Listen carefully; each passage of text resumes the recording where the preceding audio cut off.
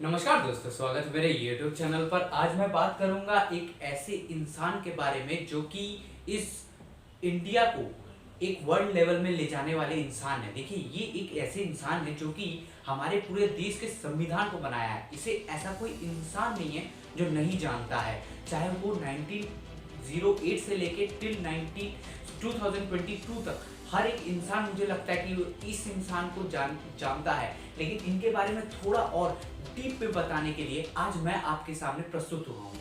चलिए शुरू करते हैं आज का वीडियो। आज मैं आपको बताऊंगा डॉक्टर भीमराव रामजी अंबेडकर के बारे में। उनका नाम बाबा साहेब अंबेडकर भी कहा जाता था। देखिए, उनके कुछ काम थे जो कि मैं यहाँ लिख के रखा हूँ और उनका लाइफ स्टोरी के बारे में मैं यहाँ लिख के रखा हूँ, तो उसके बारे में बताते हैं। सबसे पहले देखिए, उनके पास 4 डॉक्टरेट डिग्री थी, 4 थीसिस वो जमा किए थे। लोगों से एक थीसिस नहीं होती है, वहाँ पे वो 4 बार डॉक्टरेट था। इसीलिए मैं 4 बार आपको लिख के रखा हूँ, जिससे आप ये ना भूले। वो 4 डॉक्टरेट थीसिस लेके घूम रहे थे उस जमाने में, जिस जमाने में उनकी जात को क्लास में नहीं बैठने दिया जाता था।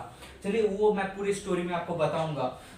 देखिए, फादर ऑफ कॉन्स्टिट्यूशन उनको कहा जाता था। फादर मतलब जो पिता थे। देखिए, पिता एक ऐसा इंसान होता है जो एक बच्चे को जन्म देता है। उसी तरह से ये जन्म दिए थे कॉन्स्टिट्यूशन ऑफ इंडिया को। माने देश कैसे चलेगा।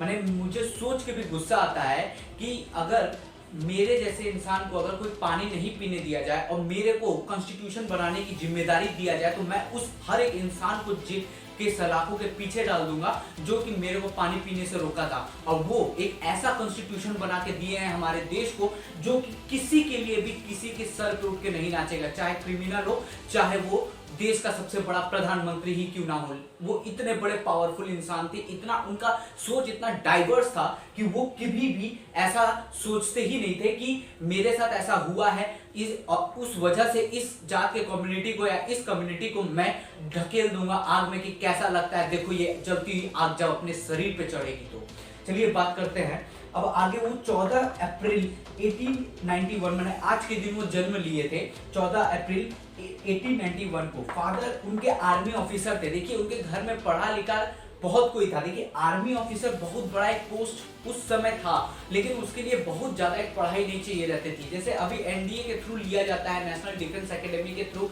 आर्मी ऑफिसर्स जिन लोग भी बनते हैं, लेफ्टिनेंट कर्नल, ये सब जो बनते हैं, उनको डायरेक्ट रिक्रूटमेंट मिलता था। लेकिन उस समय उतना जरूरत नहीं था। लोग थोड़ा बहुत भी क्लास 8 पास भी होते थे तो उससे वो हुआ, माने आर्मी ऑफिसर बना जाता था।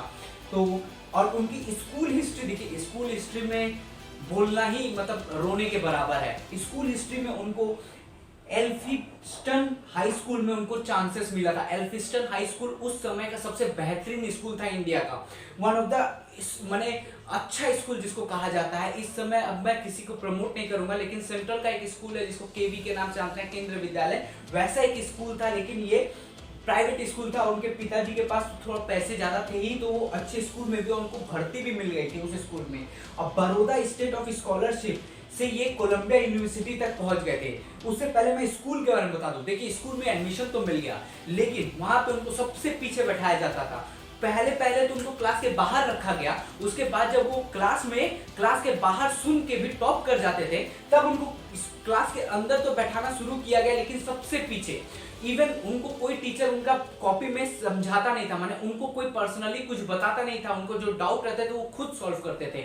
इवन यहाँ तक का हो गया था कि पानी पीने के लिए भी ये जो वाटर है, इनसे रिलेटेड इनका बहुत सारा काम है, क्योंकि इससे वो बहुत ज्यादा जूझे हैं। देखिए, एक इंसान को पानी एक नॉर्मल चीज है, बहती हुई पानी, बहता हुआ गंगा सबका हक है, वहां पे उनको हक नहीं मिलता था। इवन कुआं के सामने जाके भी वो खड़े रहते थे, लेकिन पानी पीने नहीं दिया जाता था। लेकिन ये सब वीडियो या ऑडियो आप बहुत जगह सुने होंगे, ये सच है कि लोग उनको पानी तक पीने नहीं दिया जाता था। लेकिन पढ़ाई उनके पास में एक चीज बहुत स्ट्रॉन्ग था, वो थी उनकी कोसाइंस क्या होता है ना, कि जो आपका छोटा दिमाग कहता है पीछे वाला, वो उनका एक्टिव रहता था, हमेशा एक्टिव मोड में।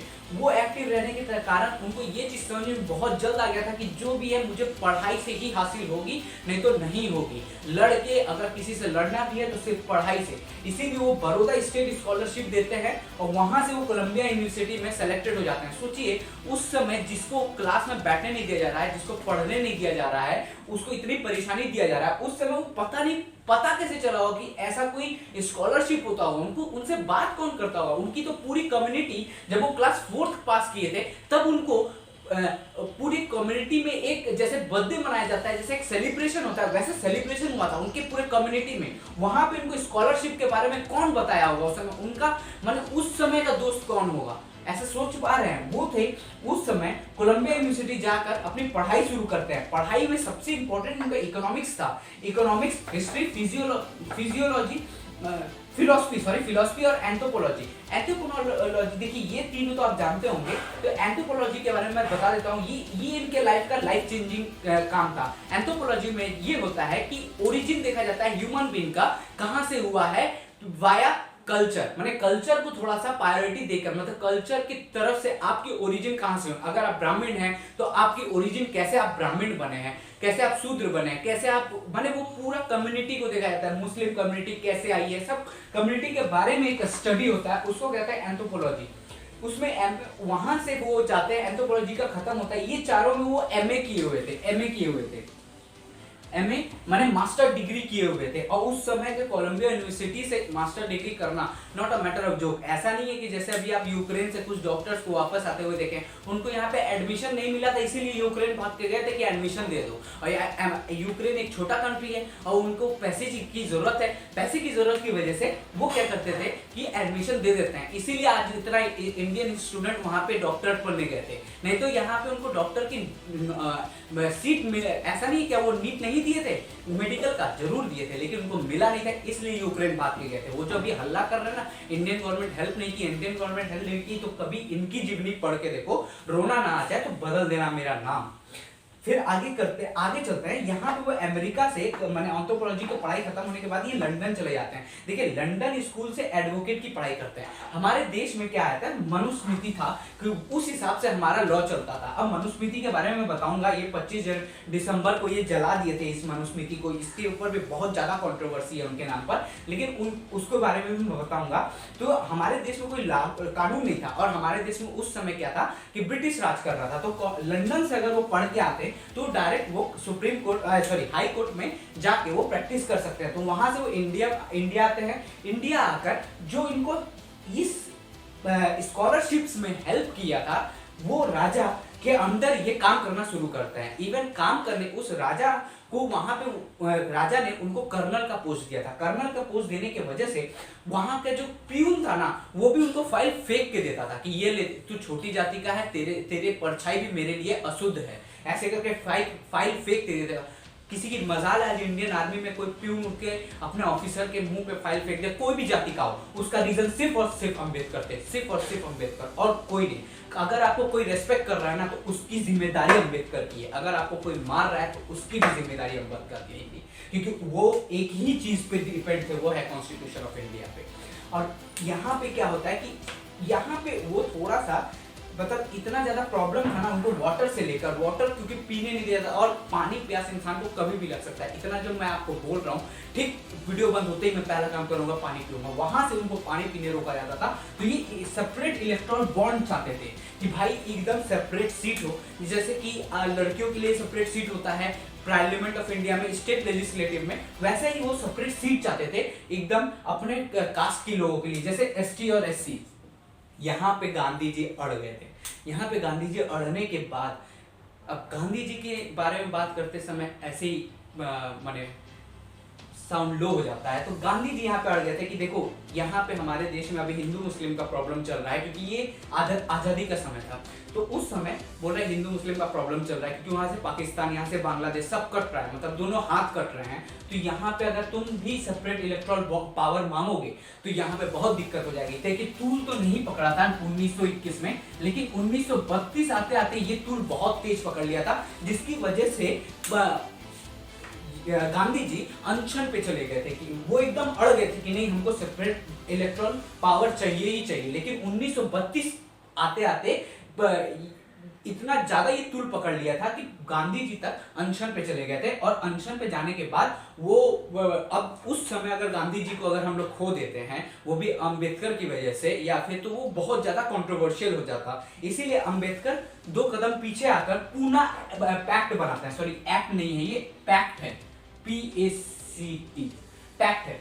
पूना पैक्ट बनाते हैं कि भाई हमको सेपरेट इलेक्टोरल बॉन्ड ना मिले, लेकिन हमको यहाँ पे पावर चाहिए कि हमारे देश में जो ST SC का कानून बना हुआ है 20 साल अंतर अंतर ये कानून चेंज होता रहता है, उस कानून पे हमारा हक चाहिए कि भाई एजुकेशन के लिए, नौकरी के लिए, ये दो मुद्दे पे वो सबसे ज्यादा बात किए थे, क्योंकि एजुकेशन ही उनका सबसे बड़ा पावर था। आज अगर उनके बारे में हम बात कर रहे हैं तो सिर्फ और सिर्फ एजुकेशन के बारे में। ऐसे ऐसी डिग्री उनके पास है ना कि बोलते बोलते मुंह थक जाएगा, लेकिन वो पढ़ते पढ़ते थके नहीं थे, ऐसी बात है। तो यहाँ पे क्या हुआ था कि पूना एक्ट गांधी जी साइन कर दिए थे। साइन करने के बाद जैसे ही हमारा देश 1947 को आजाद हुआ था, उसी टाइम पे उनको यहाँ तक बने कॉन्स्टिट्यूशन ऑफ इंडिया का चेयरमैन बनाया गया था। कौन बनाया था? ये तो नेहरू तो उनको निकाल दिए थे क्योंकि वो बहुत कंट्रोवर्शियल आदमी थे, लेकिन गांधी जी उनको चेयरमैन के पोस्ट में बैठाए थे कि ये हमारा देश का कानून सबसे अच्छा बनाएगा। सोच पा रहे हैं गांधी जी की सोच कितना बड़ा है, कितना डाइवर्स सोचते थे वो। और उसी तरह से भीमराव अंबेडकर जी भी सोचते थे। सेम वे से मनुस्मृति जलाने का कारण क्या है? मनुस्मृति है क्या, पहले ये बता दो। देखिए ये 12 पार्ट में है, 12 पार्ट में, और हर पार्ट में 27 से 30 श्लोक्स में ये डिवाइड है। तो ये लॉ फॉर हिंदू है, जैसे कि मुस्लिम के लिए शारिया लॉ है, उसी तरह से मनुस्मृति हमारे हिंदू के लिए लॉ था, क्योंकि उस समय हमारे पास कोई कॉन्स्टिट्यूशन तो था नहीं। और क्या हो रहा था कि जो ब्रिटिश सरकार अपना जो कॉन्स्टिट्यूशन ला रहे थे, अपना जो कानून ला रहे थे, उससे हमारा चल नहीं रहा था। तो इसीलिए हिंदू के लिए ये मनुस्मृति इनका सबसे बड़ा कानून था। तो इसीलिए यहाँ पे ना अनटचेबिलिटी और वुमेन के लिए बहुत ज्यादा प्रॉब्लम था। और यहाँ पे 25 दिसंबर को वो पूरा ये कानून ही जला दिए थे, पूरा ये बुक जला दिए थे। अभी भी मनुस्मृति दहन दिवस मनाया जाता है 25 दिसंबर को, हर 25 दिसंबर को मनाया जाता है। अनटचेबिलिटी और वुमेन के बारे में ये बहुत ज्यादा खराब लिखा हुआ है कि अगर किसी लड़की को स्वर्ग चाहिए तो अपने पति की सेवा करो, अपने, और अगर पति मर जाता है तो उनके साथ दहन हो जाना है। ये सारा मनुस्मृति में लिखा हुआ है। अब यहाँ पे क्या होता है कि देखिए कॉन्स्टिट्यूशन तो वो बना दिए, लेकिन इनका एक बुक था ट्रेजर ऑफ अंबेडकर, वहां से RBI का गठन हुआ था। ये जो RBI आज आप देख रहे हैं ना, अर्थव्यवस्था जिसके ऊपर सब कुछ सवार है, मतलब अर्थव्यवस्था जहाँ पे हमारे अर्थव्यवस्था चलती है सब कुछ, वो इनके बुक से लिया गया है, ट्रेजरर ऑफ अंबेडकर। ये आपको पढ़ना चाहिए। जैसे उनका कुछ और बुक्स है, जैसे वेटिंग फॉर वीजा तो बहुत अच्छी बुक है, क्योंकि इसमें इनको बताया गया है कि वो जो दिक्कत, ये जो पानी लेके जो दिक्कत है ना, वाटर, इस वाटर से दिक्कत, उनके सोसाइटी से दिक्कत, उनका रास्ते में जाने से दिक्कत, उनके परछाई से दिक्कत, ये सारे दिक्कत के बारे में यहाँ पे वेटिंग फॉर वीजा के बारे में बता रहा है। और ये वीजा किस वीजा का वेट कर रहे थे? ये कोलंबिया यूनिवर्सिटी का। देखिए ऐसा इंसान जिसको यूनिवर्सिटी में टॉपर्स के नाम पे लिस्ट में रखा जाता था, वो वहां तक जॉब छोड़ के, वहां की सोसाइटी छोड़ के, क्योंकि वहां पे तो ऐसा कास्ट सिस्टम था ही नहीं, है भी नहीं, वो सब छोड़ के वो फिर से इंडिया आना एक खुद में एक बड़ी बात है। आप खुद अगर अभी चले जाओ ना अमेरिका, और वहां पे आपको अगर इतनी इज्जत मिलने लगे ना, तो नहीं आओगे। क्या सुंदर पिचाई आया गूगल खोलने यहाँ पर? नहीं आया। वैसे ही है, वैसा सोचते अगर अम्बेडकर जी, तो आज हमारे पास कॉन्स्टिट्यूशन नहीं होता। वही छोटी जाति, वही नीची जात, वही मार दंगा चलता रहता है दुनिया में। तो इसीलिए अम्बेडकर जी को मैं नमन करता हूँ हमारे कॉन्स्टिट्यूशन बनाने के लिए। जय हिंद, जय भारत। अगर अच्छा लगा हो तो लाइक, शेयर और सब्सक्राइब जरूर करिएगा।